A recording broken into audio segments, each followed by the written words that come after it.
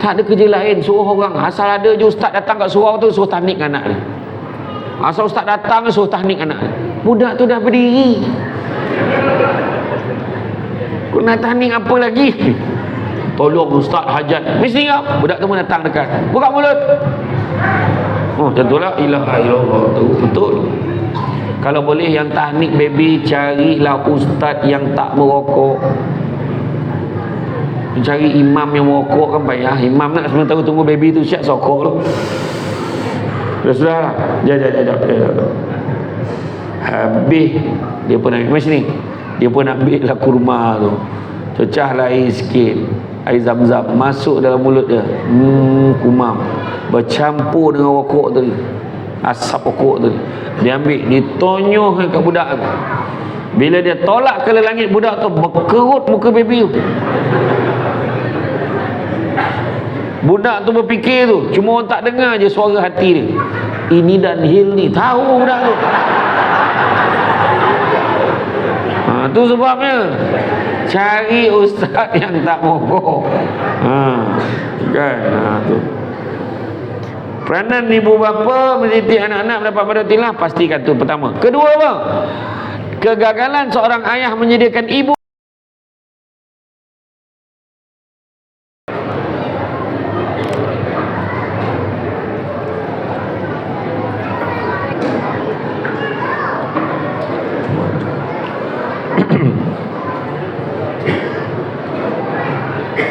Dah. Ada mic tak? Tak ada. Tak ada mic. A'udzubillahi minasyaitonirrajim. Bismillahirrahmanirrahim. Assalamualaikum warahmatullahi wabarakatuh.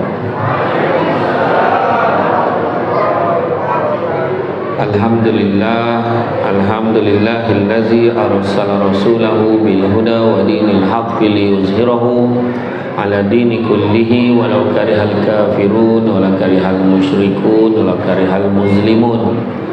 Subhanaka la ilma lana illa ma 'allamtana innaka antal alimul hakim. Rabbi syrah li sadri wa yassir li amri wahlul 'uqdatam min lisani yafqahu qawli. Alhamdulillah, syukur kepada Allah Subhanahu wa taala, segala puji bagi Allah Tuhan sekalian alam. Salam dan salam ke atas junjungan besar Nabi Muhammad sallallahu alaihi wasallam.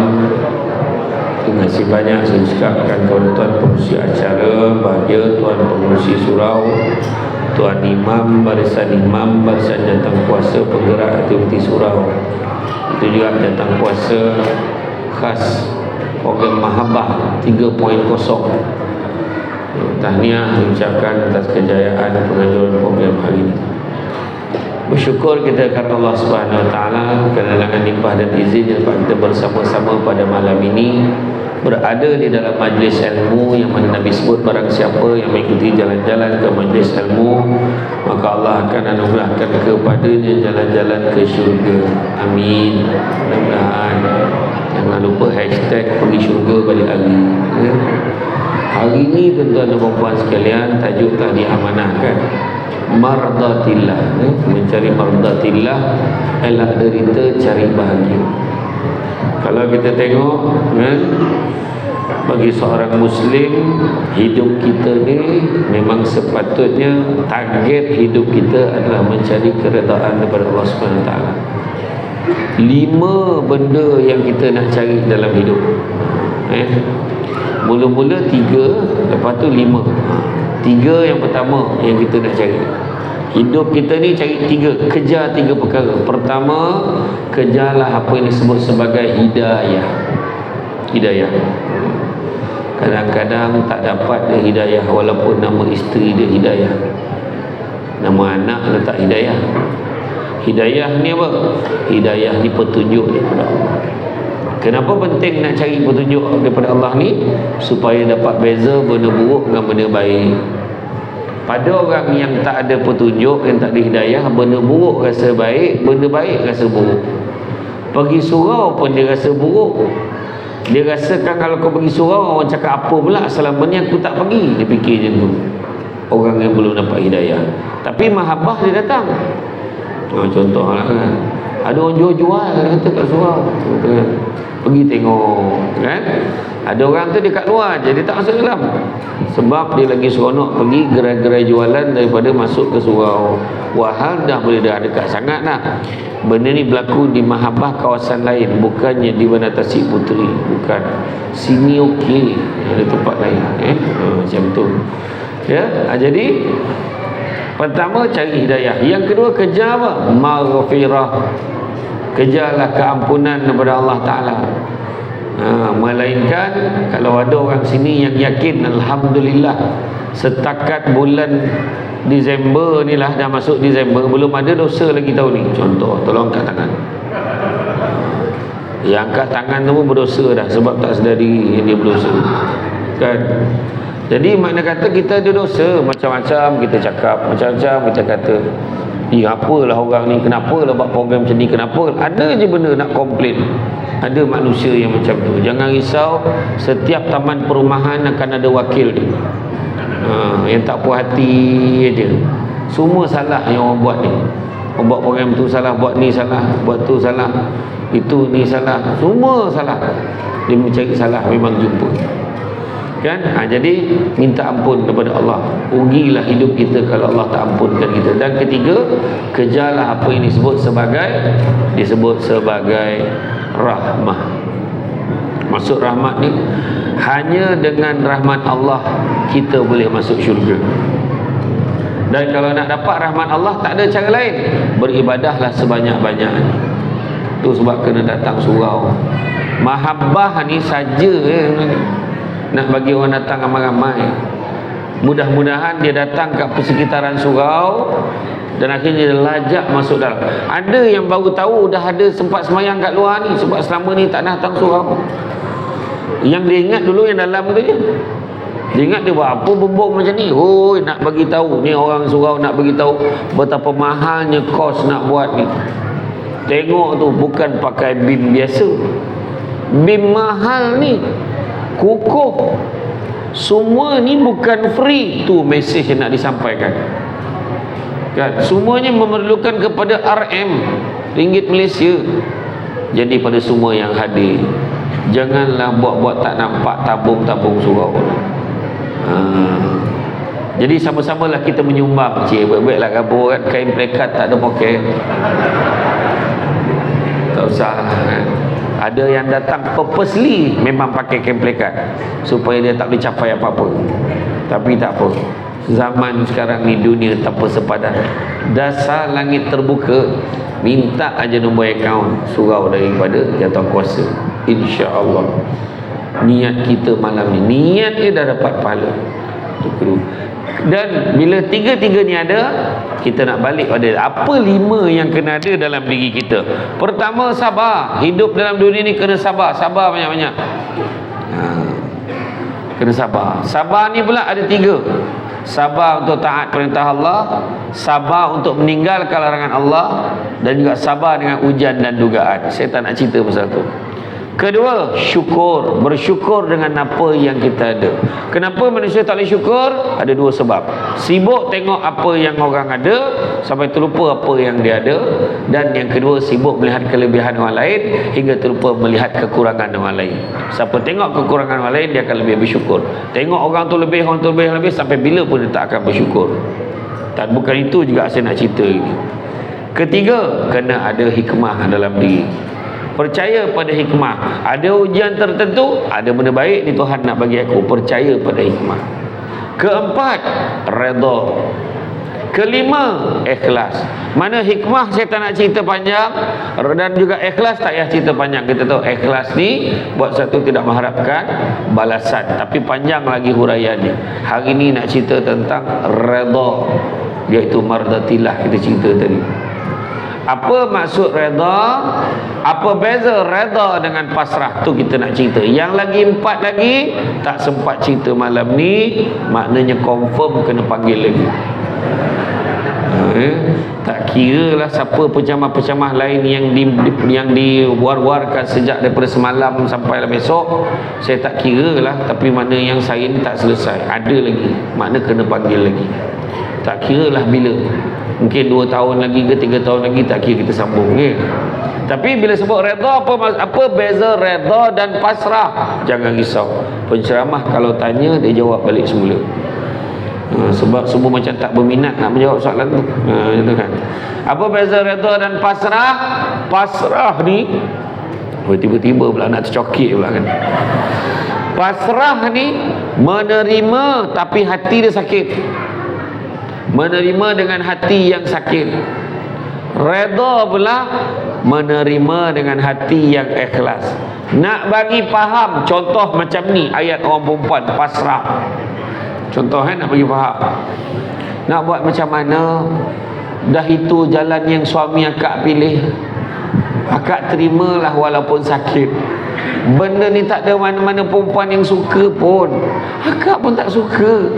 Tapi apa pilihan yang akak ada? Akak terimalah walaupun hati akak sakit. Itu pasrah.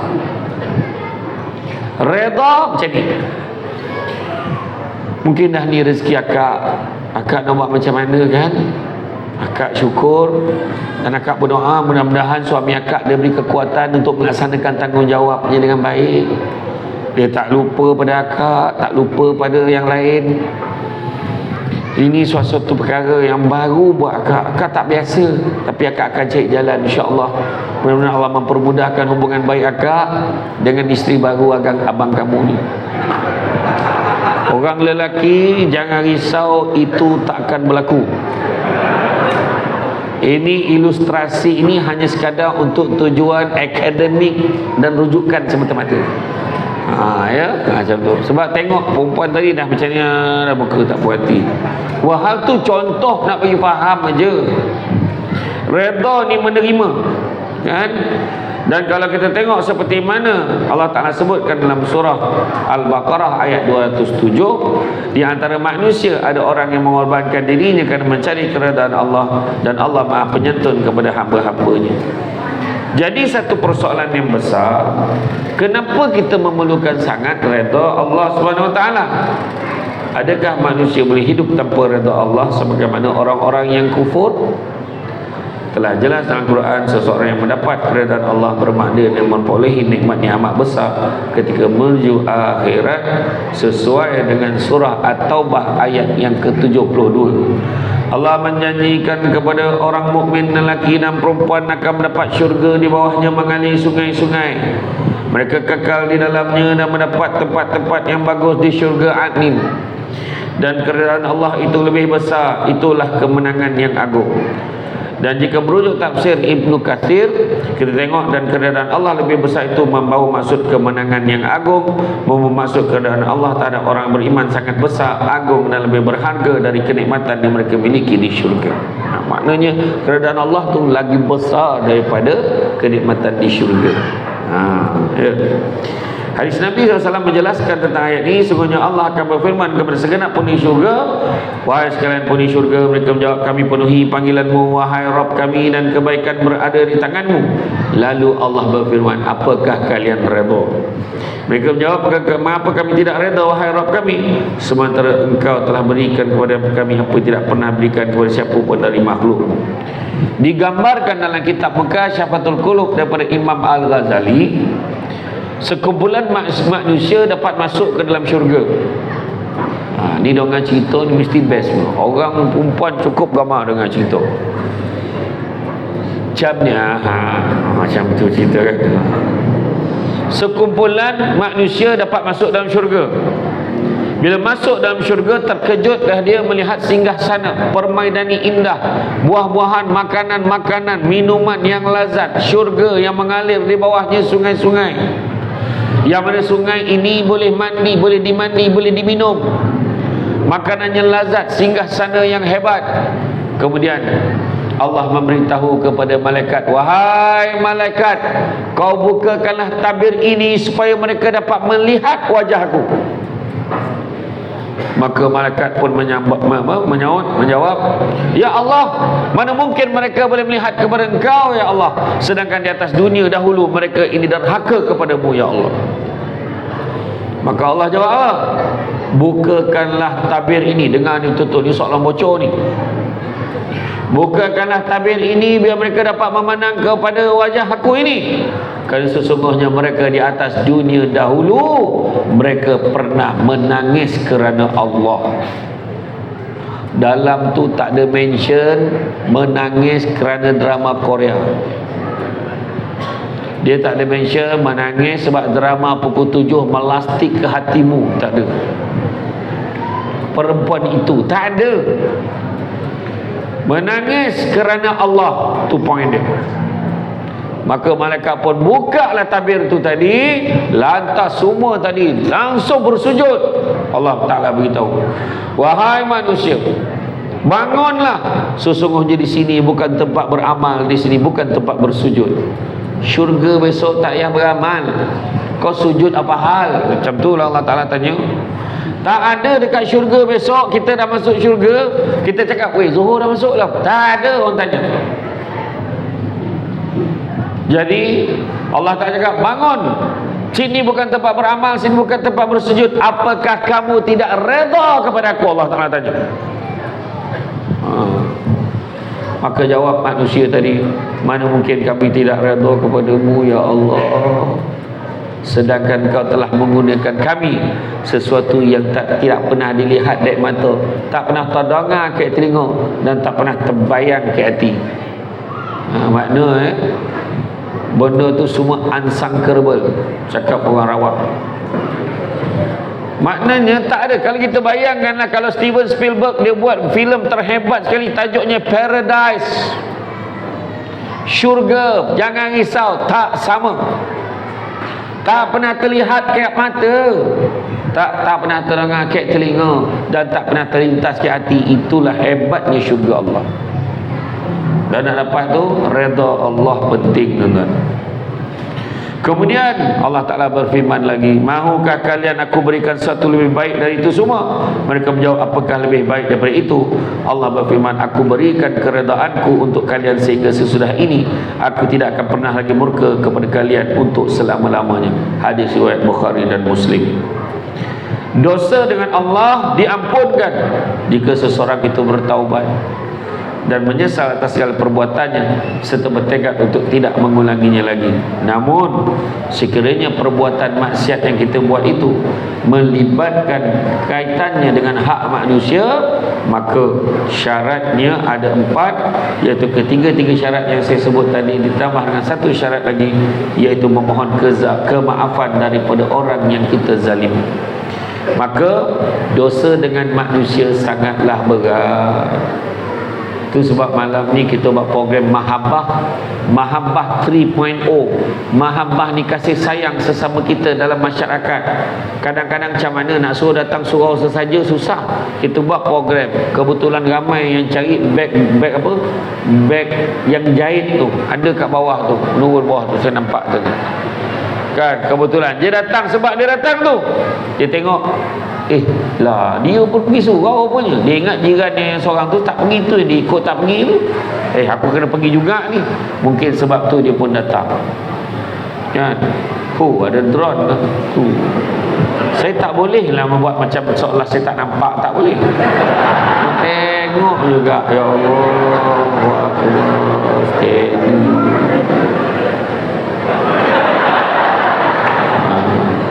kan.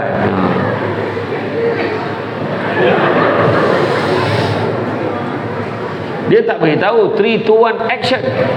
Dia tak beritahu kan. Jadi saya tak boleh kan. Jadi maknanya perlu diketahui bahawa dosa dengan manusia sangatlah berat jika dimaafkan. Jika tidak dimaafkan oleh orang tersebut, 2 perkara yang paling mulia di sisi Allah tapi payah nak buat. Apa dia? Minta maaf dan memaafkan. Berat. Cakap orang KL berat. Cakap di 9 borek, payah betul. Kenapa pula? Ada beberapa sebab orang tak boleh maafkan orang. Ada beberapa sebab orang tidak minta maaf. Apa sebab tak minta maaf? Pertama, kenapa aku minta maaf dengan dia? Aku lagi tua daripada dia. Tu dia kata. Kedua, kenapa aku minta maaf dengan dia? Pangkat aku lagi tinggi daripada dia kot. Itu kedua. Yang ketiga, Kenapa lah aku minta maaf dengan dia? Bukan salah aku. Tu paling banyak sekali. Memaafkan pula, aku boleh maafkan, tapi bukan dia. Dia pilih pula orang mana dia nak maafkan. Inilah halangan dia dalam bab minta maaf dan memaafkan. Kan? Jadi kalau kita tengok dalam hal ini, kenapa kena minta maaf? Itu belum cerita lagi. Ada orang rawang tu lagi pula. Biar ada merangkak minta maaf mengaku akhirat besok. Siap suruh orang merangkak akhirat. Confident dia masuk syurga. Biar ada melutut datang cari aku minta maaf akhirat nanti. Confident. Digambarkan nanti akhirat. Contoh tau. Wahai sipulan. Nama orang tu. Masuklah kau ke dalam syurga. Alhamdulillah. Dah penat kena seksa, nak masuk syurga, lega lah rasa. Baru nak melangkah masuk, nanti dulu kata suruh malaikat ni. Lah kenapa pula? Dia dah panggil nama aku, asal tak boleh masuk? Ingat tak lagi waktu atas dunia dulu kau pernah sebut biar orang tu merangkak datang minta maaf dengan kau? Pernah tak? Pernah. Kau tunggu sini sampai orang tu sampai.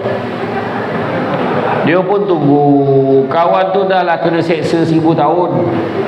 Lamanya lah. Masa tu lah menyesal tak maafkan orang. Atas dunia ni banyak sangat pertimbangan dunia yang kita fikir. Kan? Maafkan aja. Siapa yang maafkan orang sebelum tidur berkeruh tidur, tetap berkeruh. Berkeruh. Berdengkur. Sadap betul tidur, dek senang hati. Ini sebelum tidur. Tengoklah aku bangun esok pada pertama aku nak buat, aku tampar dia. Tak sampai bangun mampus malam tu. Dah lah sebelum tidur tu lain macam niatnya. Barak. Tu belum cerita lagi. Jangan sekali-kali kau nak lalu depan rumah aku lagi. Dia haramkan orang. Aku haramkan kau lalu depan rumah aku. Dah lah itu satu-satunya jalan dia nak keluar pada taman perumahan tu. Gila betul bagi syarat macam tu. Kan? Orang jauh pada drone. Berapa lama drone dia nak stay atas ni? Sikit-sikit sudah lah kan? Tak apalah. Saya rasa saya pencamah yang pertama tegur drone tu. Pencamah lain tak tegur. Malam tadi drone tu terbang juga ke? Oh malam ni pula ada kau. Baru beli mak tu. Ada bawa kedai Jadi dalam hal ini minta maaf dan memaafkan. Kenapa kita kena minta maaf? Kenapa kita kena maafkan? Ada satu sebab. Tak kira lah, walaupun salah kita, kita kena minta maaf. Sebab apa? Sebab tak tahu siapa mati dulu. Tengok aja kat taman perumahan ni, berapa ramai orang yang tiba-tiba dengar, dengarnya bang, jiran kita yang apa tu dah sakit teruk dah bang. Ya Allah, tak tahulah berapa lama lah dia boleh bertahan. Iya, ingat petang ni abang nak pergi tengok lah. Tengoklah lepas maghrib kan abang pergi tengok. Lepas maghrib tengok Liverpool lawan Manchester City. Yang seri tu City tau, bukan United. City. United result dia berbeza. Tu kena cerita. Mana yang tak berapa gelak sangat tu saya faham. Sabar. Bukan senang terima hakikat ni. Secara live pula tu. Kan. Jadi dia sebab dah tengok bola tadi, besok ajalah pergi. Dia cakap dengan rumah dia, besok. Malam ni mana tengok bola. Wish abang.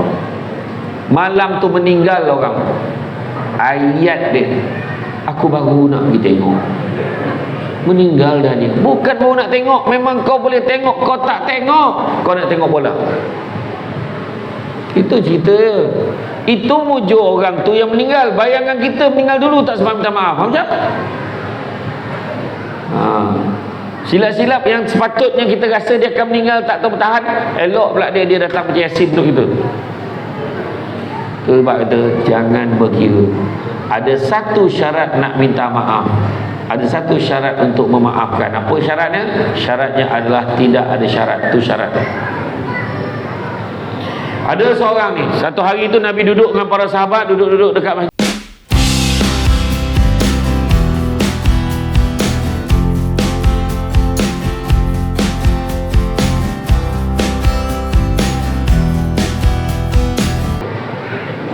Bila lelaki itu masuk, Nabi kata sungguhnya lelaki itu ahli syurga. Hari yang lain terserempak dekat, contohlah tengah raun dekat Mahabbah ni, tengok contoh macam tu lah, ternampak lelaki tu ahli syurga. 2 kali dah Nabi sebut. Kemudian jumpa kat tempat lain, lelaki tu ahli syurga. 3 kali dah Nabi sebut. Sahabat dah tak tahan, apa hal dia ni boleh jadi ahli syurga? Maka sahabat-sahabat ni pergilah ke rumah dia, bagi salam, boleh tak kami nak tumpang bermalam di rumah kamu wahai sahabat? Dia kata silakan, tapi rumah aku ni biasa-biasa je. Ini terjemahannya, tak macam tu pula dia terjemahan. Apa kerja sahabat-sahabat ni? Tiap-tiap hari, tiap-tiap siang malam mengintai tengok dia buat apa. Tengok bangun macam biasa, makan macam biasa, tidur macam biasa, solat macam biasa. Nak kata banyak sangat amalan ni macam biasa je. Lepas tu tidur macam biasa sampai pagi. 3 hari tak dapat jawapan. Akhirnya dia tanya, macam inilah sahabat, kami sebenarnya tak tahan bila dengar Rasulullah bagi tahu kamu ni ahli syurga. Tolonglah kongsi dengan kami apa amalan kamu sehingga kamu dikatakan sebagai ahli syurga. Maka hal tu kena menutup. Siat, ada belon lain ke bagi ke budak tu, siat. Dah ada belon ganti, nanti pecah lagi dia ya. Kan? Jadi bila dah lupa dah masalah apa tadi, ni belonnya hal lagi. Apa tadi? Dia cakap, apa kelebihan kau sampaikan Nabi kata kau ni ahli syurga? Dia kata apa? Aku rasa tak adalah apa sangat yang aku buat, cuma setiap kali sebelum aku tidur, aku tak terlupa buat 3 perkara. Sebelum tidur, dia tak lupa buat 3 perkara. Apa dia? Pertama, setiap kali sebelum aku tidur, aku maafkan semua orang. Tengok, maafkan semua orang sebelum tidur. Senang hati kita. Maafkanlah suami kita. Pandang suami itu kesian tengok. Allah, abang, saya maafkan abang. Macam tu. Suami sebelum tidur tengok isteri, aku maafkan dikau wahai sayangku. Walaupun dalam hati dia sebab tak bagi sebut kuat-kuat. Kalau sebut kuat-kuat dia jawab, saya salah apa? Orang lelaki tu. Itu mana neraka bini tu, bukan orang sini, tempat lain. Kadang orang ni dia tak boleh, langsung tak boleh sebut. Tak ada salah ke abang maafkan isteri abang? Iyalah, saya tanya apa salah saya ke awak? Ceritalah. Pokoknya main-main, pahal. Macam tu kan abang. Maafkan. Kedua, aku niat sebelum aku tidur, kalau aku hidup lagi esok, aku tak nak dengki dengan semua orang. Itu kedua. Ketiga, aku niat kalau aku hidup lagi esok, aku nak buat baik dengan semua orang. Disebabkan 3 niat ni sebelum tidur, Nabi kata dia ahli syurga. Apa yang susah niat. Rupanya niat pun susah. Contoh sebagai satu contoh yang paling dekat dengan orang lelaki, niat nak berhenti merokok. Berubah muka mak dia kan. Tu pemalas cakap tu. Bila cakap apa? Kau bawa lah berhenti merokok, pahala. Okey. Benda ni ada perbezaan pandangan, kau kena faham. Ya dah. Hujah dia panjang ni. Tu saya jumpa dekat Masjid Simpang 5 yang dekat Pulau Pinang tu. Ada orang tu boleh duduk Simpang 4. Dia punya tu ada satu masjid dekat dinding dia tu, dia tulis fatwa pengharaman rokok. Ada dalil ayat Quran, hadis. Dan kesimpulannya rokok itu haram. Seorang haji ni, pakcik ni pakai kopiah, dia boleh baca tu sambil isap rokok. Dia boleh tu macam saya heran tengok tu. Dia boleh baca sampai habis ngeleng tu. Dia faham ke tidak tu? Contoh Jadi dalam hal ni minta maafkan penting. Ingat tak tadi, nak masuk syurga tadi, menangis kerana Allah. Kenang dosa banyak, dosa aku ya Allah. Menangislah kerana Allah. Orang perempuan berhentilah menangis sebab jantan. Tak ada faedah. Orang perempuan senang masuk syurga. Saya beritahu terang ni, senang masuk syurga. Ni yang depan ni semua neraka ni, termasuk yang bercakap ni. Sebab kami ni banyak soalan kena tanya. Kamu tak mahu orang masuk syurga ke orang perempuan? Nak kan? Jadi pedulikan apa suami dia nak buat, lantak dia, setuju je, faham. Tengok tak nak dia, tengok hujah, tengok hujah. Apa masalah? Kita dah bagi option. Hadis dah sebut, Al-Quran dah sebut, macam tu juga tu. Ini bukan isu apa. Contoh kalau suami kata, abang rasa nak minum, boleh. Mana nak minum apa? Terus siap air. Nampak? Ini nampak? Macam ni cara bagi suami. Ada cawan, ada alas, barulah hadap tu nampak. Dia jemput, suami pun jemput, beralah, terima kasih banyak Allah, susah. Nampak? Macam ni lah bagus. Ada cawan, ada gelas, ada alas. Walaupun pasangan dia tak berapa kena, tapi inilah cara yang sebenar. Surau dah lawa, kau tak jumpa ke cawan yang pelok sikit?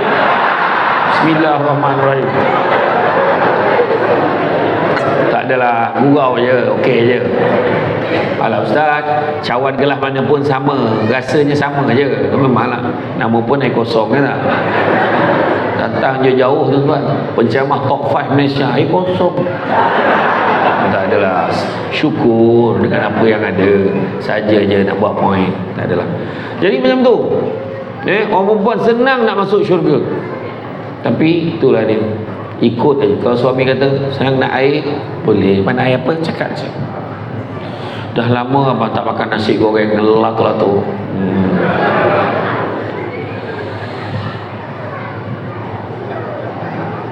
Okey. Dah lama tak makan nasi goreng lato-lato, nasi goreng jantan, ada telur. Kan? Boleh bang, abang nak berapa biji telur, cakap. Kan? Pagi telur mata, petang tengah telur dadah, malam masak aje, jangan menjawab. Telur tak cukup ke telur yang ada? Dia nak mana ayat orang perempuan bagi, ada je nak balas ke orang lelaki. Suami cakap, sakit belakang, sakit.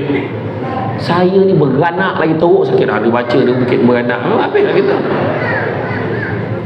Picit je, mana bang sini sakit. Ya Allah, syurga perempuan. Ni abang nak minta tolong sign ni, boleh bang, mana nak sign? Saya tak payah baca, saya yakin dengan abang, sign. Faham? Sign, tonyoh, sign. Sebab suami nak transfer tanah nama kita. Tengok tadi berubah muka. Cuba belajar sangka baik sikit. Jadi tuan-tuan dan puan-puan sekalian, sebelum saya meneruskan, untuk kita cari keredaan daripada Allah Subhanahu Wa Taala dengan lafaz yang mulia, dengan ini saya umumkan kutipan sumbangan untuk program surah As-Siddiqin. Terima kasih. Akan ada orang yang kutip bawa karung warna biru. Mana orang dia? Okey, cari jalan ni. Cepat. Seorang je, 2, 3. Kau daripada tadi kau duduk mana? Macam pergi pecah-pecah sana. Yang perempuan mana? Perempuan kaum biru. Lelaki je. Okey, sumbangannya bagi, kalau tak ada RM10 bagi 100. Tak ada 100 bagi 200, 300 dan selebihnya. Kemudian kalau rasa tak bawa duit, tak apa, lurutkan gelang rantai mana yang ada tu masuk dalam tu. Pandailah tolak kat kedai dapat berapa esok. Tak pun bagi je handphone tu, tahulah kita format dengan kedai esok dapat berapa. Ya, tu dia. Okey, alhamdulillah. Meriah. Okey, bagi mana yang kita boleh bagi. Niatkan, ya Allah, pemudahkanlah urusan aku, ya Allah, kau mudahkanlah segala permintaan aku, ya Allah, aku ni minta kerja, minta dapat, ya Allah, aku nak beranak, ya Allah, aku dah 10 tahun tak beranak ni, nak beranak lagi, ya Allah, kata, ya Allah, aku nak kahwin, ya Allah, dah lama tak kahwin. Dah lama tak ada jodoh, dia pun nak kahwin. Macam tu, doa yang baik-baik. Jadi alhamdulillah, terima kasih. Kan? Dan barang siapa yang menanggung kezaliman yang dilakukan ke atas orang lain, sama ada mengenai maruah dan kehormatan atau apa perkara lain, mengambil harta orang lain, maka bersegeralah untuk meminta keampunan sebelum datangnya masa yang tidak ada padanya wang ringgit atau emas perak untuk membayarnya. Dah matilah maksudnya tu. Hadis riwayat At-Tirmizi. Kan? Seseorang yang mati disebabkan seseorang yang menjadi muflis di akhirat nanti disebabkan oleh dosa-dosa dengan orang lain yang pernah dizalimi ketika hidup di muka bumi. Itu sebab biarlah kita mati dizalimi daripada kita mati dalam keadaan menzalimi. Itu cerita. Orang buat kita, syukur alhamdulillah ada orang buat aku. Syukur alhamdulillah. Susah nak dapat tu. Mana kita nak alhamdulillah kena dengan orang. Kita pun nampak gambar Samsul Debat macam ni. Pelaburan patuh syariah. Bayar 300 dapat 15,000. Kita pun try masuk, dapat. Yang first round tu semua dapat. Kemudian dia telefon lagi, nak masuk lagi tak? Sebab yang ni next ni kita lagi besar tau. Kalau labur terus 15,000 boleh dapat 100,000. Dia pun labur. Masa tu semua orang menung. Jangan main-main. Ada sekali tu gambar saya, Ustaz Haryanto, Amin Idris, kami bertiga. Mana aku nampak gambar ni? Rupanya program Tazkirah Malam Jumaat Astro tu diedit jadi Pelaburan Patuh Syariah. Saya tak terlibat, tuan-tuan Ustaz. Dengan tahap itu ramai orang masuk. Orang menzalimi hari ni tak kira, scammer ni dia tak kira dah. Teruk, tuan-tuan. Hati-hati. Hati-hati. Dah lah tu masuk. Lepas tu bila dah kena tipu, tanya saya, Ustaz, macam mana dengan duit saya? Mana aku tahu kau masuk tu tak tanya aku. Dah kena tipu baru tanya macam mana. Saya tak terbabit, tuan-tuan. Tak ada pelaburan. Next time tak apa janjikannya pun aku tak masuk. Tak ada. Jadi nak masuk pelaburan ni, pergi belajar, masuk kelas dulu. Apa pelaburan-pelaburan yang boleh, yang dibenarkan dalam Islam. Kan? Kata Imam Nawawi, bila seseorang tu hendak minta dibebaskan daripada hak yang orang dizaliminya, jika bentuk harta benda atas jenis ni, maka harus mengembalikannya. Dapat 2 ekor kambing, jantan betina, 2 ekor kambing. Kita dia kata kau tolong jaga seminggu, kau tolong jaga je seminggu. Lepas seminggu kena pulangkan balik. Tapi rupa-rupanya lepas seminggu, lepas seminggu aduh lain macam malam ni. Lepas seminggu orang tu tak datang, 2 minggu tak datang, sebulan tak datang, maka kita pun belalah kambing tu sementara dia datang. Kambing tadi beranak pinak, daripada 2 ekor jadi sekandang jadi 500 ekor jadi 1,000 ekor. Contoh, dah banyak ladang-ladang kandang-kandang yang kita buat daripada mulanya dekat situ. Maka 5 tahun selepas itu datanglah tuan punya kambing, minta maaf lah, aku terlupa. Dah 5 tahun baru teringat. Teruk betul lupanya. Dia kata, jadi bila dia nak balik hak dia, kita kena pulangkan yang mana? 2 ekor yang pertama dan juga keturunannya dan juga keuntungannya. Kalau kita jual, kena pulangkan, sebab tu bukan hak kita. Faham? Nak dapat redha Allah memang kena macam tu. Sebab tu bukan hak kita. Jangan lupa. Ada seorang nama dia Mubarak. Mubarak ni seorang hamba, hitam legam, metalik muka dia. Nama tuannya Tuan Husam bin Nuh, pemilik dia. Dia kata, wahai Mubarak, kau tolong jaga ladang buah aku ni. Aku nak outstation 3 bulan. Dia ada urusan berdagang 3 bulan di luar. Kau tolong jaga ladang buah aku ni 3 bulan. Selepas 3 bulan dia pulang. Dia cakap, wahai Mubarak, kau tolong petik 3 biji buah yang paling manis, kau bagi aku nak rasa. Mubarak pun petik buah pertama, petik buah kedua, petik buah ketiga. Dia bagilah kat tuannya. Tuanmu makan buah pertama, masam. Tak apa. Buah kedua pun masam. Pahal ni. Try buah yang ketiga. Yang ketiga pun masam. Maka dia, wahai Mubarak, aku bagi kau jaga ladang buah aku ni 3 bulan. Takkan kau tak tahu mana manis mana masam? Demi Allah, kau pesankan aku suruh jaga ladang ni, kau tak pernah suruh aku rasa. Macam itulah amanah, tuan-tuan dan puan sekalian. Ada seorang tuan guru, kita tahu tuan guru ni Aziz Nikmat, Allah yarham. Orang jumpa dia dekat pasar, minta dia tolong sign pengesahan untuk pengesahan buku teks anak je kat sekolah. Jadi tuan guru pun tanya, yang ni urusan peribadi ke urusan rasmi? Dia kata peribadi rasanya. Kalau peribadi, ambo pakai pen ni lah. Dia kata, makna dia pakai pen Renault yang biasa. Sebab pen satu lagi yang dawat cair, dawat basah tu, dia kata yang ni pen kerajaan negeri, dia tak boleh pakai melainkan urusan rasmi. Bayangkan, nak sign pun fikir amanah. Macam tu tuan-tuan.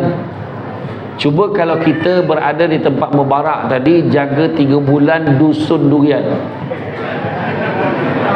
Yang berbuah tu pula bukannya jenis biasa-biasa, blackthorn dan juga musankin. Bagaimanakah kaedah kita? Sebakul-sebakul bawa balik. Dia tak perasan dia bawa 3 biji je. Ni kebetulan jaga ladang orang. Makanlah. Berjemaah kau. Tu hati-hati. Jaga amanah.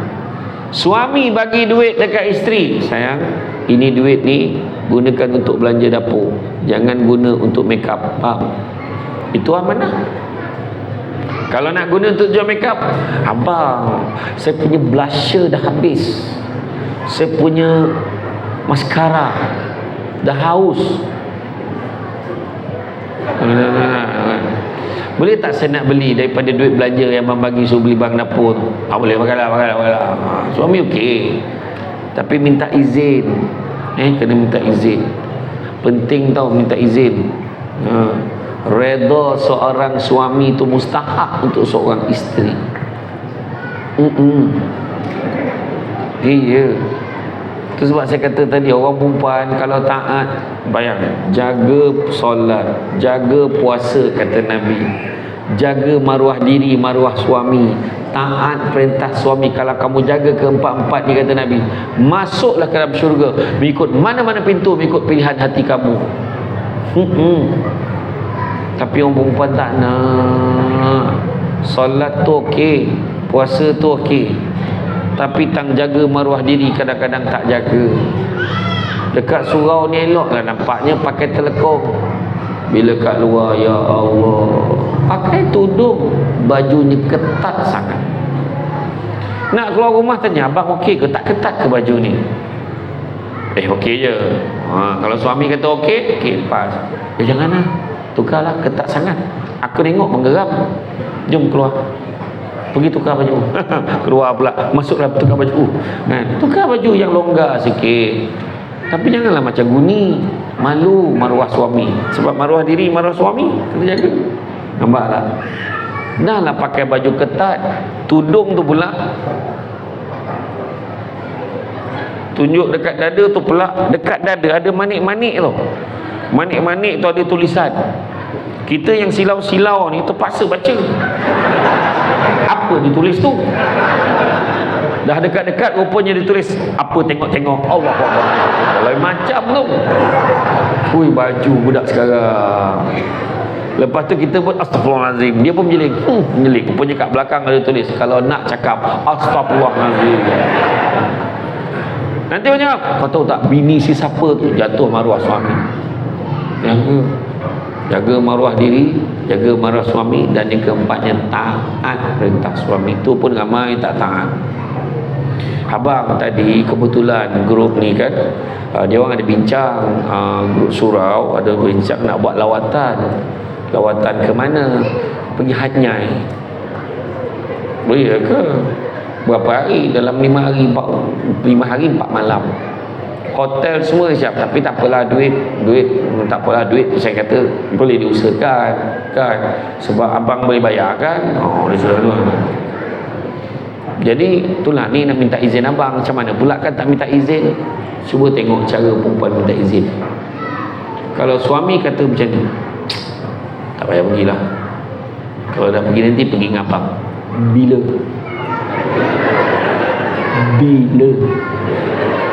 Bukan selalu tau. Ini je peluang yang ada. Baik kau tak payah minta izin macam tu. Bila minta izin, bersedia menerima apa juga keputusan suami. Itulah kedudukan yang terbaik seorang isteri. Tempat yang terbaik untuk seorang isteri adalah di rumahnya dan tempat-tempat yang ditentukan oleh suaminya. Kenapa? Saya bosan nak duduk rumah. Kenapa saya duduk rumah ni? Ya Allah, tak nak keluar lah. Tolonglah bang. Jangan macam tu. Jangan. Benda ni saya dah pesan dekat banyak jemaah. Kena contohi jemaah dekat ni, dekat Bandar Tasik Puteri ni. Oh, sini baik-baik semua. Apa nama taman ni? Bandar Tasik Puteri lah kan? Betul lah. Baik-baik saya dengar. Semua perangai puteri. Tapi bila baru keluar pada Tasik tu dah tak rupa puteri sangat lah. Tak adalah, insyaAllah. Jadi itu kena jaga. Kemudian, jika bentuk harta benda, maka harus mengembalikannya. Kalau dalam bentuk tuduhan palsu, seumpamanya, hendaklah dipulihkan namanya atau minta maaf kepadanya. Jika ia membentuk ghibah umpatan, maka harus minta dihalalkan. Itu antaranya. Dan begitu juga tuan-tuan dan puan-puan sekalian, mardatillah ini, kalau kita nak dapat kebahagiaan, elakkanlah buat benda-benda yang merapik-rapik ini. Tiba-tiba nak pergi konsert Coldplay, Allahu Akbar, tak payahlah. Banyak lagi benda lain. Tengok malam ni lebih ramai daripada Coldplay. Ini yang kita nak. Saya tengoknya tak kurang 50,000 orang datang malam. Yang lalu lalang kat jalan tu semua saya kira. Alhamdulillah. Yang ni lah semangat yang kita mahu, kan? Janganlah kita ni kadang-kadang benda-benda simple-simple pun kita tak jaga solat kadang-kadang. Masyarakat dengan masyarakat kita gaduh, elak kan? Ada orang tanya, ustaz, pinjam duit isteri tapi tak bayar. Apa kata ustaz? Pinjam duit isteri, nama pun pinjam. Siapa suruh kau guna ayat pinjam? Wahai isteriku, sudahkah kiranya engkau memberikan kepadaku dalam 102? Kan? Isteri kata, ambil abang. Abang cukup ke 100? Kan kalau nak 500 cakap. Bertuah lah dapat macam tu kan. Nah, ambil abang 100. Ini saya bagi je bang. Allahu Akbar. Macam mana lah abang nak balas jasa isteri abang? Aduh, tak tahan rasa di jiwa abang. Abang kan suami saya. Saya kena lakonkan biar kita faham. Jadi keadaan, tapi bila kita kata pinjam, wajib bayar. Faham? Contohnya nak pergi sembahyang Jumaat. Ni suruh Jumaat ni. Suruh Jumaat kan. Dia dah lama tak ada duit pula. Yang pinjam RM1, pinjam kena bayar. Walaupun RM1 kena bayar balik. Okey. Lepas tu ada orang tanya, macam mana ustaz nak sabar sebelum kita minta fasakh? Kalau dah tak tahan sangat, pergilah minta fasakh, tetapi tengok keadaan. Haram hukumnya seorang isteri minta fasakh, minta cerai tanpa sebab yang syar'i. Macam mana sebab yang syar'i? Tengok belakang sijil nikah tu kan ada. Yang laki baca taklid tu kan. Tengok yang ni meninggalkan berapa bulan berturut-turut, tak bagi nafkah, mendatangkan kecederaan pada tubuh badan. Contoh tengok, sesaja yang nak cerai, mana boleh. Sekarang ni dalam Malaysia ni, satu pasangan bercerai setiap 13 minit. Setakat kita ceramah ni, dah 13 dah pasangan cerai. Pula salah, satu pasangan bercerai dah. Kalau tadi kita start kalau 2 pasangan bercerai dah. Rekod tahun lepas di Pantai Timur, hari ni nikah, esok cerai. Sehari. Yang terbaru dalam majlis yang sama, lepas akad nikah tak lama tu lelaki tu tengah baca taklid, terdengar keluarga perempuan berjerit, hantaran tak cukup 1,000. Dia jerit. Dia ceraikan dengan talak 3 depan semua orang. Jadi kalau nak pecahkan rekod tu, lepas akad nikah terus cerai, tu pecah rekod. Macam itulah keadaan sekarang ni. Orang macam main-main je nikah. Tu satu lagi perangai orang Melayu ni bertunang. Cik tengok, bersanding bagai sewel ke apa. Orang lelaki bertunang jangan pergi, duduk je jauh, duduk kat rumah kalau boleh. Tapi kalau nak tunjuk jalan, sekadar tunjuk jalan, dah kau pergi tunggu kat kedai depan tu. Jangan join. Ini masuk dalam beria, duduk bersanding apa hal. Suruhlah jantan tu sarung cincin. Apa benda mak pengantin perempuan tak nampak ke depan mata? Oi, kepantangan saya tu, saya sendiri pun tak kena halau dengan mak saya, tak boleh pergi. Betul, mana boleh pergi, tak payah. Nak pergi tu apa? Dah wakil mak ayah pergi. Baru ni wartawan pula buat ulasan. Ada seorang ni dah bertunang. Kelihatannya hanya ibu bapa dan keluarganya saja yang datang. Dia tak datang. Ada apa-apa masalah? Kekambangan wartawan tu. Kan? Ya, tu. Ingat nikah besok, kau nak duduk sekali, kau nak poluk, kau nak lambung bini kau seketika lah. Tapi selagi belum, jangan buat perangai macam tu. Jadi maknanya tengok, kalau benda tu melanggar syariat. Yang terbaru ni saya share lah satu yang berlaku. Saya pun tak faham macam mana nak cakap. Ni kisah benar. Kisah benar. Ada kakak ni, suaminya ada skandal, suaminya ada girlfriend. Itu biasa dengar. Dia bawa girlfriend dia balik rumah dia, dia bersama dengan girlfriend dia depan isteri dia. Dia suruh isteri dia tengok ni. Sampailah perempuan ni pula, lepas tu yang perempuan girlfriend dia ni mengandung luar nikah. Saya pun tak tahu nak cakap apa. Kakak ni punya baik lah, dia pula tolong jaga budak tu. La ilaha illallah, tak faham saya. Banyak masalah sekarang ni yang pelik-pelik kan. Yang itu kalau pun nak minta memang lebih daripada cukup syarat dah, pergilah cepat kan. Kadang-kadang kena tampar, kena penampar dah, kena tumbuk berdarah ni, sabar lagi tu. Nak buat macam mana, saya salah. Tuhan, Allahu Akbar. Suami kena ingat tu. Sebabnya saya waktu forum tu itu saya cakap, sebelum kahwin ada 3 masalah orang nak kahwin. Pertama, tak mampu, tak ada duit nak kahwin. Tak mampu, tapi kadang-kadang kita nampak dia ni baik, taat pada agama. Tak apalah, mudah-mudahan murah rezeki kamu. Dengan ni pihak keluarga setujulah terima pinangan kamu. Hantaran senaskah Al-Quran pun memadai. Tu keluarga yang baik lah. Ini yang tak mampu, apa pun tak pandai, tapi dimampukan dengan personal loan. Buat pula personal loan dengan interest. Dengan duit yang campur interest ni jadi hantaran, duit interest ni jadi mas kahwin. Macam mana tak masalah rumah tangga? Mbak. Kedua, tak layak. Apa maksud tak layak? Bangang sebi-sebi. Apa pun tak tahu, mandi junub pun tak pandai. Macam mana nak kahwin? Ilmu tak ada, tak layak. Dan satu lagi tak layak, kata Dr. Nick Salida kata apa? Dia kata lelaki yang panas baran pun sebenarnya tak layak kahwin. Hari-hari dia lanyak bini dia, dia sepak ni, dia pukul ni.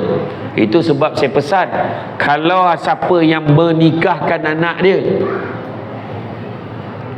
bila anak kahwin kan, selesai majlis akad nikah, sebelum dia nak pergi outdoor tu, yang ambil gambar baring kat jalan kereta api tu, pergi kat Masjid Besi Putrajaya, angkat gaun macam ni, sandar kat dinding tu. Haji tu ambil wuduk dah 8 kali basuh muka dah, tak berani tengok. Sebelum dia keluar, mak ayah duduk menghadap pengantin lelaki, pengantin perempuan. Mak ayah pengantin perempuan tolong salam anak ni, menantu dia ni. Ni ayah nak beritahu, hari ni dengan rasminya ayah serahkan anak ayah ni pada kamu. Tolong jaga dia baik-baik. Daripada kecil ayah tak pernah jentik dia pun, tak pernah pukul dia pun, tak pernah. Wahal birat budak tu daripada kecil tu. Tapi tu ayat dia lah, ayah jaga dia daripada kecil. Kalau dia buat salah, tegurlah dia baik-baik, jangan kau pukul dia. Ayah minta tolong sangat. Dan satu lagi, kalau dia rindu dengan mak ayah dia, janganlah dihalang dia balik rumah jumpa mak ayah. InsyaAllah ya, insyaAllah. Pengantin baru kena cakap macam tu, beringat. Penyerahan tu kena buat. Banyak keluarga tak buat benda ni sebenarnya. Bagi serahkan macam kena buat. Barulah insyaAllah okey. Saya baru je dapat yang satu soalan ni. Sekejap mana soalan tadi kat dalam Facebook ke? Macam kejap. Ada tak? Mana dah tadi soalan? Sekejap dah tak jumpa pula dah. Tak mana pergi Tak jumpa Okey, tak boleh nantilah. Tapi cuma dia cakap dia hari-hari kena pukul, lepas tu suami tak bekerja, lepas tu suaminya pula buat itu buat ini, suami dia buat benda-benda yang maksiat ni kan. Jadi apakah patut saya lakukan? Mana aku tahu kan? Saya cakap pergilah rujuk ke pejabat agama. Saya ni senang tuan-tuan. Saya pernah dulu ada orang minta nasihat dengan saya. Jadi bila saya bagi nasihat dia salah faham. Kalaulah orang minta nasihat dengan saya, minta nasihat macam mana cara nak memenangi hati isteri, insya-Allah saya akan bagi. Macam mana nak tambat hati suami, insya-Allah saya akan bagi. Macam mana nak pujuk anak kita supaya dengan cakap, insya-Allah saya akan bagi. Tapi saya tak tahan dengan isteri saya. Saya tak tahan dengan suami saya buat macam ni. Adakah saya patut bercerai? Oh, saya takkan jawab soalan ni. Sebab kalau saya kata, kalau ikut cara macam ni memang sepatutnya dah tak boleh, tak patut dah tunggu lagi dah, eloklah bercerai. Contoh saya kata macam tu, dia akan pegang. Samsul Debat pun cakap dengan saya tahu. Dah suami ni tak puas hati dengan Samsul Debat. Samsul Debat menghasut, mengganggu rumah tangga dia. Wah tak. Itu sebab saya, kalau anda kata berfikir nak bercerai ke tidak, saya syorkan pergilah rujuk dengan pejabat agama, jumpalah unit cara keluarga, mudah-mudahan dapat pandangan yang terbaik daripada mereka. Itu yang saya pesan. Kemudian macam mana nak dapat keredaan Allah? Apa perlu diutamakan? Yang tengah ceramah tadi itulah dia. Peranan ibu bapa mendidik anak-anak untuk mendapat maradatillah. Jadi maknanya pastikan anak-anak dapat belajar agama. Itu sebabnya Saidina Umar bila jumpa dengan orang, ada satu bapa ni bawa anak dia jumpa Saidina Umar. Wahai Umar, kau tolong nasihat anakku ni dahaka. Umar kata apa? Umar kata, jangan kau dahaka, berdosa, masuk neraka lah. Tiba-tiba budak tu bersuara. Wahai Saidina Umar, ada tak keadaannya ayah dahaka pada anak? Soalan dia. Maka Umar kata apa? Saidina Umar kata, ada 3 keadaan bagaimana seorang bapa dikatakan derhaka. Pertama, kegagalan memberikan nama yang baik untuk anak. Bapa itu derhaka. Bagi nama yang baik-baik. Kita disunatkan bagi nama yang baik-baik untuk anak pada hari yang ke-7. Itu sunnah dia. Itu sebab anak-anak saya kan, kalau orang tanya, kalau lahir-lahir dah datang ziarah, ini baby apa nama? Belum tahu lagi. Tunggulah hari ke-7, panggillah baby je. Kan? Hari ke-7 barulah istihar. Dengan ini saya umumkan nama anak anda saya. Sebut. Pergi daftar dekat Jabatan Pendaftaran. Ya. Disunatkan bagi nama yang baik-baik, bagi nama yang elok. Ini tak apa nama bagi tengok drama bagi nama, minat kat pelakon tu bagi nama tu. Abang, apa kata kita combinekan nama kita untuk nama anak kita ni demi kasih sayang kita. Nama abang Yahya, nama saya Mahani, nama anak kita Yamaha. Itu nama Jepun, bukan nama Islam tu. Maznah Daud, Mazda budak tu. Bagi nama yang baik-baik. Jangan letak nama Syamsul Amri, jangan. Syamsul tu matahari, Amri ketua segala matahari. Kau boleh bayang tak panasnya rumah tu, ya Allah. Jangan letaklah nama Nabi. Syamsul Debat lagi jangan. Dah lah panas berdebat pula tu. Untuk makluman semua, jangan tanya lagi soalan tu dalam media sosial Kenapa nama bapak dia Debat? La ilaha illallah. Bangang tu suruk sikit, jangan tunjuk kat orang. Public pula tu post. Jangan. Itu nama gelaran saja, ya. Itu letak nama Nabi, kan? Letak nama-nama yang baik-baik, kan? Letak macam tu.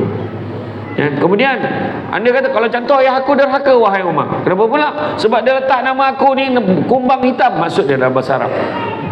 Aku kena caci, aku kena ejek, kena cerca oleh kawan-kawan aku. Pak, bagi nama yang baik-baik. Lepas tu lahir-lahir anak, tahnik kan cepat. Ada satu hamba Allah ni, tak ada kerja lain, suruh orang, asal ada je ustaz datang kat surau tu, suruh tahnik anak dia. Asal ustaz datang, suruh tahnik anak dia. Budak tu dah berdiri, kau nak tahnik apa lagi? Tolong ustaz, hajat. Mesti tak? Budak tu pun datang dekat, buka mulut. Oh, tentulah ilaha illallah tu. Betul. Kalau boleh yang tahnik baby, carilah ustaz yang tak merokok. Cari imam yang merokok kan payah. Imam nak sementara tunggu baby tu siap sokok tu. Sudah lah. Jap. Habis dia pun nak macam ni. Dia pun nak ambil lah kurma tu. Cecahlah air sikit, air zam-zam masuk dalam mulut dia. Kumam bercampur dengan rokok tadi, asap rokok tadi. Dia ambil, ditonyoh kat budak tu. Bila dia tolak ke langit, budak tu berkerut muka baby tu. Budak tu berfikir tu, cuma orang tak dengar je suara hati dia. Ini dan hil ni, tahu budak tu. Tu sebabnya cari ustaz yang tak mogok. Kan? Tu. Peranan ibu bapa mendidik anak-anak mendapat madatilah, pastikan tu pertama. Kedua apa? Kegagalan seorang ayah menyediakan ibu yang baik untuk anak-anak. Derhaka bapak tu. Maknanya suami kena didik isteri. Didik isteri jadi ibu yang baik. Kalau tak boleh mengajar agama, jangan larang dia belajar agama. Dan yang ketiga, kegagalan seorang ayah mendidik anaknya dengan ilmu Al-Quran. Dulu silibusnya Al-Quran sahaja. Kini Al-Quran dan ilmu-ilmu yang lain kita kena belajar kat dunia ni. Belajar talibul ilmu faridah ala kulli muslim. Menuntut ilmu tu wajib bagi setiap orang Islam. So belajar. Kemudian tayang harta dan wang ringgit di medsos. Apa pandangan ustaz? Jangan. InsyaAllah dalam minggu depan boleh tengok dekat YouTube saya akan keluarkan satu penerangan tentang penyakit ain. Hari ni orang gemar sangat berkongsi tentang semua benda-benda peribadi. Macam-macam dikongsikannya dengan publik. Hati-hati, bukan semua orang suka tengok post kita. Di Mesir, sampaikan dia naik kereta tu, dicakarkan, dia calakan kereta dia sendiri. Dan biar kereta dia berabuk sebab takut penyakit ain pada jiran-jiran yang nampak kereta dia berkilat. Bayangkan. Ada setengah di Yaman, bayi yang baru lahir ditulisnya pakai celak, pakai marker pen bukan permanent. Ditulis dekat dahi dia tu alif lam lam ha, Allah, subhanallah, masya Allah, supaya kalau orang nampak baby tu comel, dia akan puji, ya Allah, maha suci Allah yang menjadikan budak ni comel. Nak mengelakkan penyakit ain. Hari ni belum baby usia sehari dah tunjuk, alhamdulillah, akhirnya cahaya mata kami tiba jua di atas dunia ini. Thank you Allah. Terima kasih kepada semua yang mendoakan kami. Bukan semua yang baca tu akan gembira. Saya cakap saya. Yang seorang tu pula tengah sedih, berusaha-usaha tak lekat, dah 10 tahun tak dapat anak. Dia cakap, berlagak cakap seorang aja beranak. Dia marah. Budak tu meragam, perut kembung, macam-macam sakit, pening, nangis tak berhenti. Banyak-banyak hal. Seorang perempuan tunjuk, oh cantik betul budak perempuan tu, kau tengok lawa gila, rambut dia pun. Lepas tu Allah bagi apa? Rambutnya tu Allahu Akbar gugur, lepas tu luka, ada nanah, gatal, busuk kepala dia. Ada macam-macam cerita pasal penyakit ain. Ambil gambar, pegang tangan suami dekat handbrake.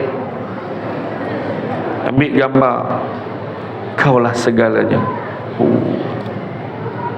Nampak lelaki handsome, imamku. Bukan main budak perempuan. Asal handsome imamku, kalau tak handsome pengurusi khairat kematian. Dan semua jawatan-jawatan yang dia tak suka dia bagilah. Yang handsome imam. Itulah dia. Jangan ditayang-tayangkan. Betul juga. Tak usah. Zaman dulu kan kita ambil gambar pakai Kodak Fuji film tu. Kita ambil gambar dah elok, kita dah siap, apa kita buat? Tampal dekat papan kenyataan masjid biar satu kampung tengok. Mana ada? Masuk dalam album kita dengan family je tengok, tu pun apa hati dah gembira. Sekarang kita share satu dunia. Kenapa? Untuk apa? Tu cerita tu untuk apa? Jackie Chan sampai hari ni orang tak tahu muka bini dia macam mana. Mana dia share? Cuma dia tak adalah belajar pasal penyakit haid. Dia nak sembunyikan isteri dia. Ada seorang sahabat saya host di TV. Orang kenal dia, glamour lah, saya tak nak sebut nama dia. Paling kuat pun dia tunjuk gambar kucing dia je. Mana dia tunjuk gambar isteri dengan anak-anak dia? Tak ada. Kenapa nak tunjuk? Bahagia sangat lah. Berapa banyak orang yang bahagia kita tengok terkejut tiba-tiba cerai pahal tu. Fikir kalau elok. Jaga-jaga tau. Hati-hati. Siap adalah sajak-sajak dan syair ni. Macam itulah. Kita nak kawal panjang macam tu je lah. Hiburan bagaimana nak mengawal nafsu terhadapnya? Pergi masjid, pergi surau, settle. Macam tu je. Jadi apakah kebaikan mardatillah ini? Yang pertama, kebaikan mardatillah ini secara individu. Yang pertamanya, akidah kita yakin dengan Allah Subhanahu Wa Taala. Amalan-amalan dilakukan dengan baik dan bersih menurut agama Islam. Jaga 7 perkara. Pertama, jaga lisan kita. Bercakap benda-benda yang baik. Jangan cakap benda yang tak baik. Dan lisan ni ada 2, lisan berlidah dan lisan berjari. Lisan berlidah ni kita cakap, lisan berjari nampak bangang je, jangan je muka. Tapi bila dia menaik dalam media sosial, tak cukup tanah dia membalun orang. Tak apa benda, entah JK Surau, duit banyak, program tak ada, dia kata macam tu. Maka JK Surau pun jawab, program banyak, kau yang tak ada. Macam tu dia jawab. Macam tu, komplain aja pandai. Kan? Hari ni tuan-tuan dan puan-puan sekalian, letak gambar seorang pemimpin, tak kira lah parti mana, letak muka je, jangan tulis apa-apa, letak muka, post. Pemimpin pilihlah mana-mana, tak kira. Dalam Malaysia ni letak muka dia, post, tengok komen, kepala bapak semua keluar. Mati lagi baik, sudahlah kau ni samalah, macam-macam ayat Maka datanglah HJK Surau cuba menyelamatkan keadaan dengan posting yang sangat mulia. Alangkah baiknya kalau kita menggunakan kata-kata yang baik. Bukankah Nabi mengajar kita, sekiranya kamu tidak ada perkataan yang baik nak kamu kongsikan, lebih baik kamu diam. Saya sekadar berkongsi rasa. Ayat. Ada reply bawah tu, sudahlah kau pun sama, dah kena balun dah. Panjang tu. Langsung dia delete posting tu. Tu cakap tadi. Hari ni pelik betul. Kan? Jaga lisan kita. Cakap yang baik-baik. Orang perempuan ingat, tidak ada istilah aku ni mulut je jahat, hati baik, tak ada mana. Kalau hati baik, mulut pun kena baik. Cakap dengan suami baik-baik. Jangan dilawan suami tu. Suami tiba-tiba nak belajar mengaji dengan imam. Imam, mari kita ngaji sesama. Saya tak pandai imam, tak apalah, nanti saya tunjuklah. Mengaji, baca, okey. Bawa okey pun, boleh je. Itulah dah lama tak mengaji imam, tak apalah. Kadang-kadang kita selalulah mengaji. Lepas tu nak ngaji tak lepas maghrib ni? Bolehlah lepas isyak ni nak ngaji, lepas isyak bolehlah sikit, kita ngaji lepas isyak ya. Ngaji sampai rumah pukul 9 lebih. Isi tanya, apa hal lambat? Ingat ni hotel ke apa? Wah, bini dia. Suami pun cakap, abang tadi mengaji dengan imam, baca pun berterabur, ulang-ulang isterinya mulut. Sakit hati suami itu. Sudahlah, jangan-jangan abang dengan imam sama je lepak kedai kopi, imam pun kena. Esok tu dia pergi surau, imam, malam ni ngaji lagi. Oh, tak dapat, mam. Malam tadi dah kena titik, mam. Ui, lain macam. Ya, habis macam tu bila nak ngaji lagi? Tunggulah, ada lupa-lupa masuk tengah ngaji lah balik. Malam tu lepas maghrib bagi salam tu balik. Sampai rumah, Assalamualaikum. Awal balik tak semayang ke? Tak semayang je kan. Ada je benda. Kadang-kadang ada orang perempuan dia cakap lembut tau, tapi maksud dia kasar. Ada juga. Abang daripada mana, bang? Abang daripada KL tadi. Oh iya ke? Abang bawa kereta mana? Kereta tu lah. Oh, abang jangan lupa tau, kereta tu nama siapa? La ilaha illallah. Tak kesakit hati oh. Bayangkan, jangan orang perempuan. Tu dia, lagi satu lagi orang perempuan nak dapat redha suami ni senang je. Layan kehendak suami. Tolonglah. Banyak sangat saya dengar komplain lelaki mengadu. Dekat luar dia garang, kemen garang lelaki ni, tapi dekat rumah masuk dalam bilik, bila dia nakkan sesuatu tu macam minta sedekah.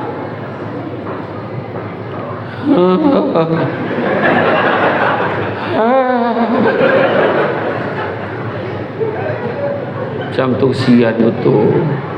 Orang perempuan, nantilah, besoklah, penat lah, nantilah. Tak ada kerja lain ke? La ilaha illallah. Sian suami.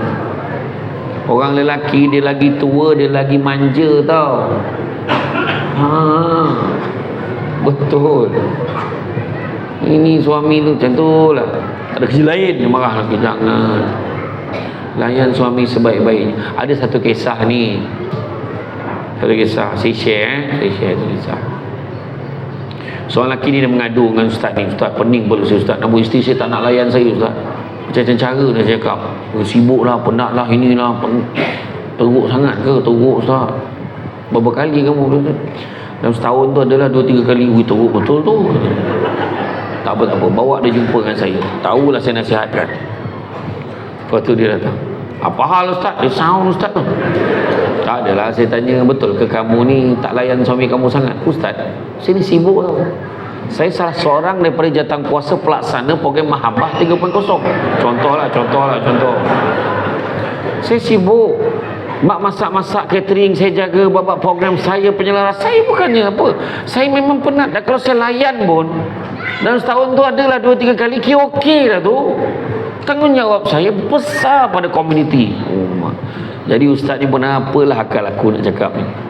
Ustaz tak payah bagi hukum lah. Saya belajar agama jugalah. Oh, kena pula kau ni. Cuma ni. Jadi ustaz ni dia cakap apa? Tahukah kamu, benda tu tak ada pun dalam hukum, dia yang cakap. Tahukah kamu, sekali kamu melayan suami kamu, pahalanya ibarat membunuh 10 orang Yahudi. Tak payah pergi Israel Palestin. Layan suami kau, 10 Yahudi mati pahala. Ya ke ustaz? Tak pernah dengar. Tu saya beritahu tu. Balik tu dah lain macam. Suami tu balik, Assalamualaikum. Salam. Ui, lain macam. Bila pergi ke dapur, atas meja tu macam-macam binatang masak. Tagak 2 lilin. Awak tak makan ke? Saya tengok abang pun dah happy. Lain macam ni. Dalam masa makan dia fikir, kalau aku tahu dulu lagi dah aku bawa dia jumpa ustaz tu. Malam tu lepas main isyak, Assalamualaikum warahmatullahi wabarakatuh. Assalamualaikum warahmatullahi wabarakatuh. Baca doa. Walhamdulillah. Habis dia baca doa, bini dia merangkak pergi ke depan. Abang, jom kita bunuh Yahudi. Kita sampai. Dia ajaknya bunuh Yahudi. Pukul 12 dia kejut, bang bangun. Apa? Ada lagi Yahudi yang kena bunuh ni.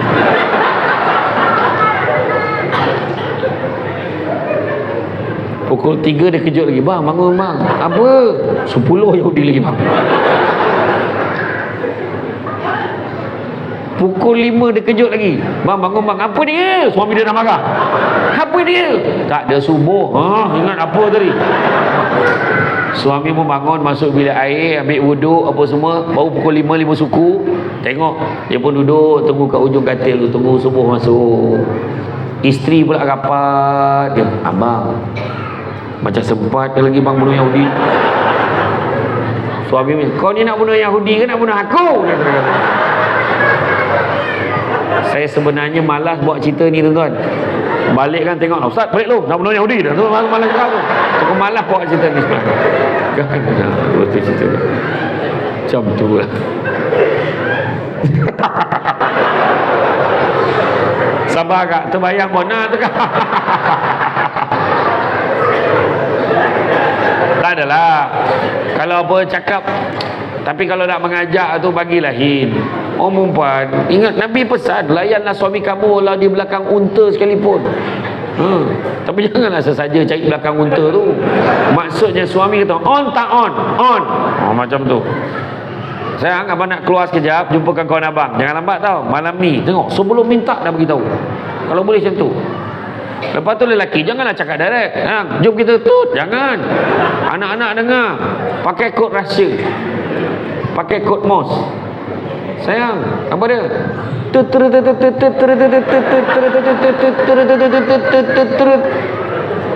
Isteri punya teret, okey.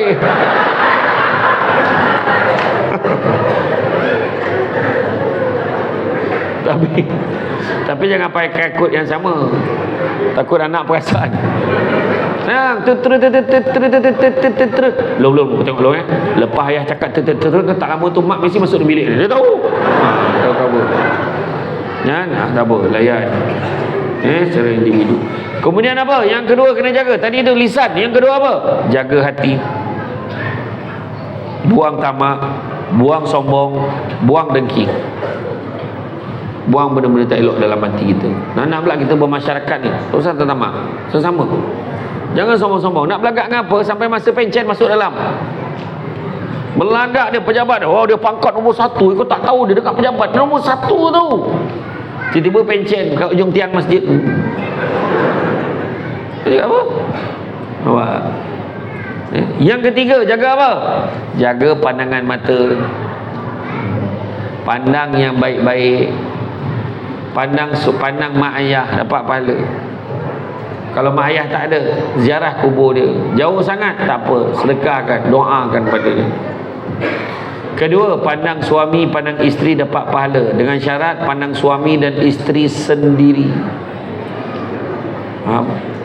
Ketiga, pandang Quran dapat pahala. Keempat, pandang Kaabah dapat pahala. Ya?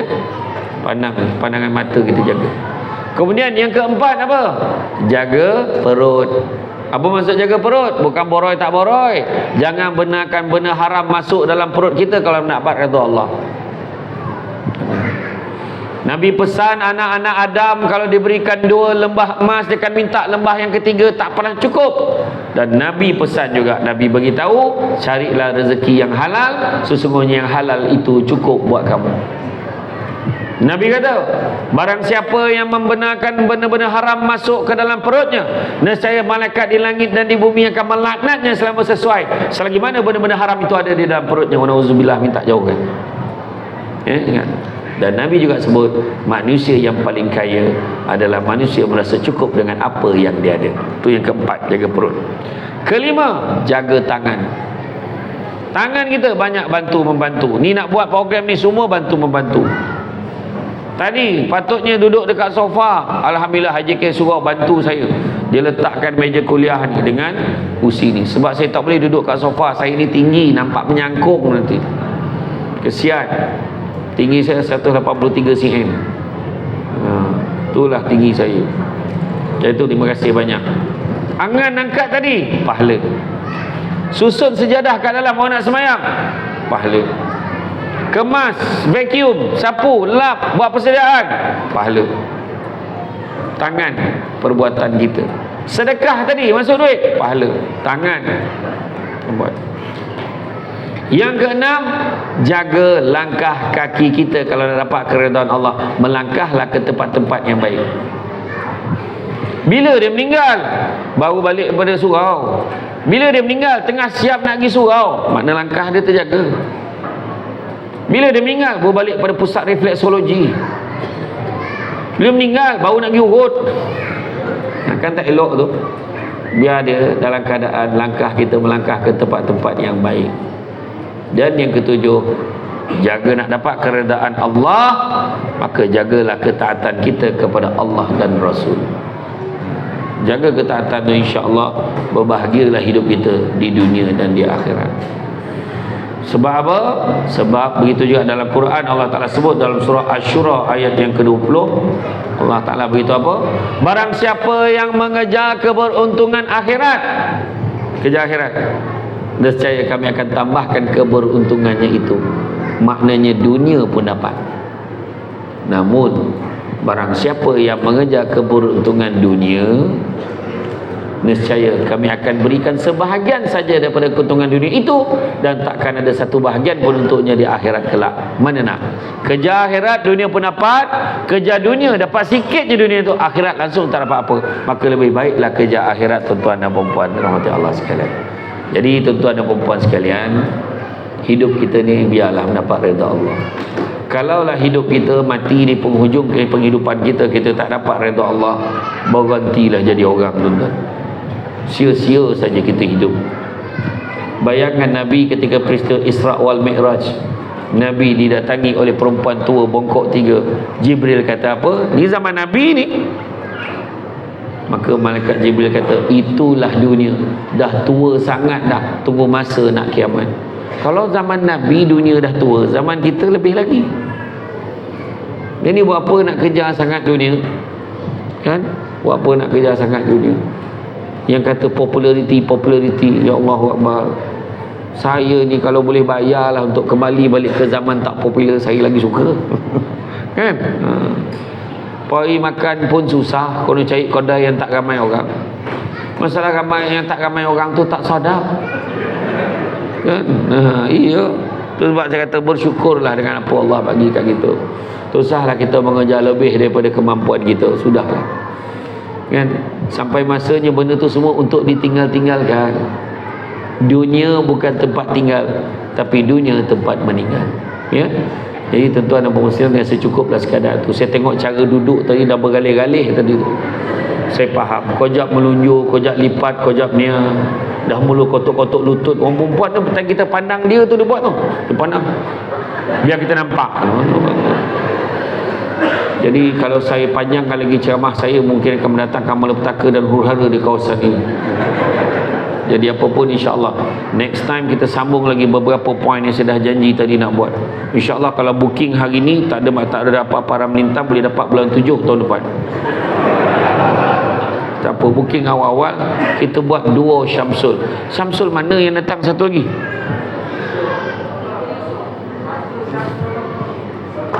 Tak, yang dah datang tak ada. Nanti next kita buat duo Syamsul. Syamsul debat, Syamsul rawau. Kalau Syamsul satu lagi nak join, tak ada hal. Boleh aja. Tekau baik kita orang dia tu. Boleh. Tak apalah, nanti booking je kan, insya-Allah. Masya-Allah. Jadi apa-apa pun, terima kasih banyak. Bak kata orang, sepandai-pandai tupai melompat akhirnya jatuh ke tanah jua. Walaupun perkongsian sudah tamat, mudah-mudahan meresap ke dalam jiwa. Budak-budak membawa galah nak menjolok buah berangan. Kalau ada silap dan salah, dikata tidak, dicaci jangan. Cantik dipandang rumah penghulu, kayu itu okey dari papan. Alang-alang menuntut ilmu, sebutir pasir kembang kalah menjadi intan. Tenang-tenang air di laut, sampan kolek mudik ke tanjung. Hati terkenang mulut menyebut, dia sebaik pihak penganjur hanya menjemput rasa nak tunjuk.